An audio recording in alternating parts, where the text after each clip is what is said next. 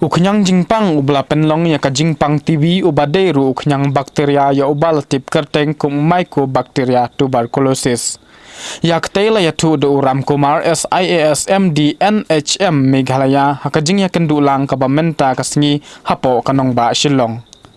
Yak te ka TB free Meghalaya bla penlong da ka PCI ka ba utay UIAS ubla tip kerteng kum Ram Kumar ubade UMD jong ka tuberculosis ka badai ka jingpang ka bane da ki snem hapo ka jala.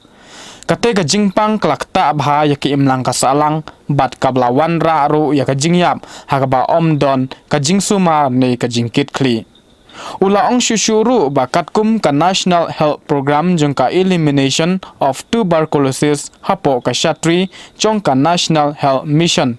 Bla pentrikam hapo ka jala da ka State Health Society. Kumta ka sorkar kla penslori ki pajba makinwan ban sumar shaki hostel sorkar khamtam e bakilong ki badunador haduh kata-kata. Nakalyang katanat ka kuat ka kya kalala ban ai jingkhen ya ka jingdon jingpang TV layatu utay UIAS habayo ban yakren bat u Dr. M. Mauri ubadai ustit TV officer. Ula ong ba hapo ka jala Meghalaya hausnem arja arpo ki don hadu saw hajar shispa saw sangut ki bayo yakte ka jingpang. Bat napdeng kitay ki bakot ki poy hadu praphuway persen bat ki blaklat no ki don san point henru persen. Kabalong arspa tambaro. Ula ong shushuru hausnem arja arphuway ki don hadu saw hajar shispa prap khandai ngut ki bayo yakte ka jingpang. Kadba hausnem arja arpoar hadu ubnai kalalengkot. Hadu ubnai jamang ki don hadu shi haja praspa andrphongut ki bayo yakte ka jingpang bat kani kalapoy shaka hinyo phusaw point 100%. U Dr. Mauri ula kerpat shushu ekipaj ba ablada don kajing shit kajing jerho kabane hadu artayotam.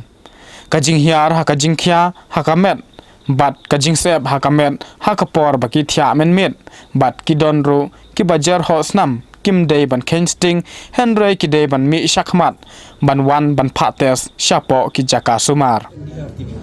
Kiban man ki dawai ki kham khain ki dawai ki kham jinjar bandi sa ki the khamdon de na tak daw kami ka problem tak daw ni la ngila hi ban penduna ki jingmi jo kini ki MDR TB resistant TB teker kham sup kan semua ini bon kini jinjar bang bang bin man ngila i bakam de ki besuk bandi dawai de ki arsnya ang doktor ngamon ong ban ya pai ki dawai sumar kalau kuncu pen kot you know pak itu ban pen kot nimla su ai kumari ki dawai no ki dawai ki barem dai hab ai ka kum ka jing don kam tik pa tik mi da thobi ka wi to ka khia ka to de bandi to khia ka to de bandi ka to TB only because the process was the same. You have to screen people for symptoms. If they have symptoms, you test them only. If they have symptoms, then you isolate them. You have to start from prophylactic treatment to other people who are there, and you should not let them, the symptoms should not mingle too many because it is contagious. It can spread to other people. High risk contacts, low risk contacts, contact tracing. All these things have been in TB, and TB has a very old disease known to us. And TB program is even older than National Health Mission itself. And we have had one of the more pioneering hospitals in the entire east of India is in Shillong for tuberculosis treatment. We had this kind of, but unfortunately, the attention which we gave for COVID, we are not able to give the continued media attention or all the attention required for TB patients, unfortunately. Now, why is that?